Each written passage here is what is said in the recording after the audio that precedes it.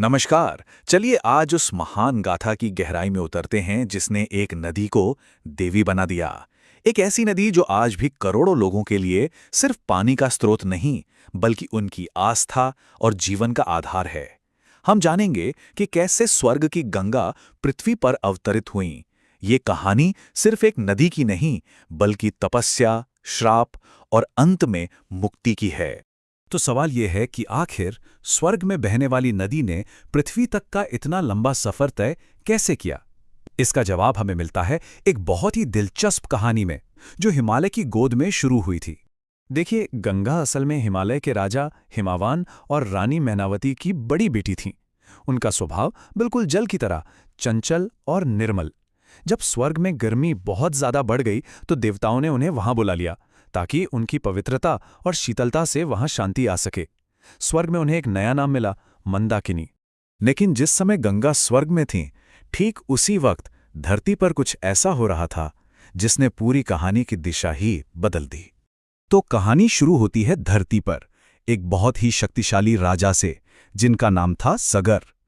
उन्होंने अपनी ताकत पूरी दुनिया को दिखाने के लिए अश्वमेध यज्ञ करने का फैसला किया। अब राजा सगर की बढ़ती हुई शक्ति को देखकर देवराज इंद्र को थोड़ी चिंता होने लगी। उन्हें लगा कि कहीं उनका सिंहासन ही ना छिन जाए। तो उन्होंने क्या किया? चुपके से यज्ञ का घोड़ा चुरा लिया और उसे ले जाकर पाताल लोक में छिपा दिया। और देखिए, इंद्र ने घोड़ा भी ऐसी जगह छिपाया जहां महान ऋषि कपिल मुनि हजारों सालों से तपस्या में लीन थे। अब जब राजा सगर के बेटों ने घोड़े को वहां देखा तो उन्होंने एक पल भी नहीं सोचा और ऋषि को ही चोर समझकर उनका अपमान करना शुरू कर दिया। और ये कोई छोटी मोटी भूल नहीं थी। जानते हैं राजा सगर के कितने बेटे थे? पूरे 60,000। और उन सभी ने मिलकर ध्यान में डूबे हुए उस महान ऋषि का अपमान किया। राजकुमारों के इस हंगामे से कपिल मुनि की हजारों साल की तपस्या भंग हो गई। उन्होंने गुस्से में अपनी आंखें खोली और उनकी आंखों से निकली आग ने उसी एक पल में सभी 60,000 राजकुमारों को भस्म कर दिया। उनकी आत्माएं वहीं फंसकर रह गईं। जब राजा सगर के पोते अंशुमान ऋषि से माफी मांगने पहुंचे तो कपिल मुनि ने बताया कि अब मुक्ति का सिर्फ एक ही रास्ता है, स्वर्ग से गंगा को धरती पर लाना होगा। केवल उनका पवित्र जल ही इस राख को शुद्ध कर सकता है। और यहीं से उस महान खोज की शुरुआत हुई जो पीढ़ियों तक चलने वाली थी। पर यह काम कहना जितना आसान था, करना उतना ही मुश्किल। इतना मुश्किल कि इसे पूरा करने में एक या दो नहीं, बल्कि कई पीढ़ियां गुजर गईं। देखिए, पहले अंशुमान ने अपने चाचाओं की मुक्ति के लिए बहुत तपस्या की, लेकिन वो सफल नहीं हो पाए। उनके बाद उनके बेटे दिलीप ने भी अपनी पूरी जिंदगी लगा दी, पर वो भी गंगा को धरती पर नहीं ला सके। और फिर आए दिलीप के पुत्र भगीरथ, जिन्होंने ठान लिया कि वो इस नामुमकिन काम को मुमकिन करके ही रहेंगे।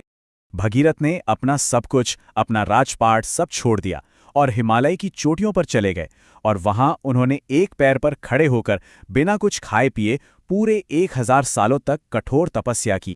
उनकी भक्ति और तपस्या इतनी जबरदस्त थी कि उसकी गूंज सीधे ब्रह्मलोक तक पहुंची और स्वयं सृष्टि के रचयिता भगवान ब्रह्मा को उनके सामने आना ही पड़ा।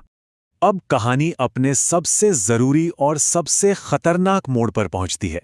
एक ऐसा पल जहां एक छोटी सी भी गलती पूरी दुनिया को तबाह कर सकती थी। ब्रह्मा जी भगीरथ की तपस्या से खुश तो बहुत हुए, लेकिन उन्होंने एक बहुत बड़ी मुश्किल बताई। उन्होंने कहा कि गंगा का वेग, उनकी धारा की ताकत इतनी ज्यादा है कि अगर वो सीधे स्वर्ग से धरती पर उतरी तो धरती उनके प्रहार को झेल नहीं पाएगी और टुकड़े टुकड़े हो जाएगी। तो अब सवाल यह था कि आखिर ऐसा कौन है जो गंगा की इस विनाशकारी ताकत को रोककर दुनिया को बचा सकता है? ब्रह्मा जी ने बताया, ये काम सिर्फ और सिर्फ महादेव शिव ही कर सकते हैं। केवल वही हैं जो गंगा के प्रवाह को अपनी जटाओं में थाम सकते हैं। तो अब भगीरथ ने भगवान शिव को प्रसन्न करने के लिए एक बार फिर से कठोर तपस्या शुरू की। आखिरकार शिव प्रसन्न हुए और वो पल आया जब गंगा पूरे वेग से स्वर्ग से नीचे उतरी तो ऐसा लगा मानो पूरा आकाश ही फट पड़ा हो।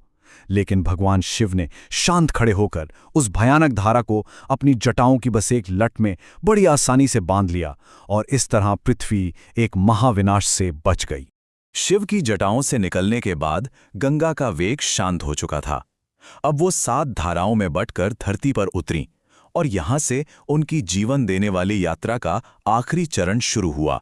भगीरथ अपने रथ पर आगे आगे रास्ता दिखाते गए और गंगा एक शांत जीवनदायिनी नदी बनकर उनके पीछे पीछे चलती रही, पहाड़ों से मैदानों तक। और आखिरकार वो उस जगह पहुंची जहां 60,000 राजकुमारों की राख पड़ी थी। जैसे ही गंगा के पवित्र जल ने उस राख को छुआ, एक दिव्य रोशनी चारों तरफ फैल गई। 60,000 भटकी हुई आत्माओं को उसी पल मुक्ति मिल गई और वो सीधे स्वर्ग की ओर चली गईं। पीढ़ियों की तपस्या आखिरकार सफल हुई। इस महान घटना ने गंगा को हमेशा हमेशा के लिए धरती पर स्थापित कर दिया, जहां वो आज भी बहती हैं और एक माँ की तरह करोड़ों लोगों का पालन पोषण करती हैं। पता है, उनके इस अनोखे सफर ने उन्हें कई नाम दिए। चूंकि भगीरथ उन्हें लाए थे, इसलिए वो भागीरथी कहलाईं। रास्ते में एक जगह वो जानवी बनी और करोड़ों लोगों के लिए वो सिर्फ एक नदी नहीं है, वो है जीवन देने वाली गंगा माँ। तो ये महागाथा सिर्फ एक कहानी नहीं है, बल्कि एक इंसान के अटूट संकल्प की मिसाल है, जिसने अपनी पीढ़ियों का उद्धार कर दिया। और ये हमें सोचने पे मजबूर करती है कि तपस्या, मोक्ष और पवित्रता की ये जो प्राचीन विरासत है, आज उस नदी के लिए क्या मायने रखती है, जिसे हम सब माँ कहते हैं, और उसकी पवित्रता को बनाए रखना हमारी क्या जिम्मेदारी है।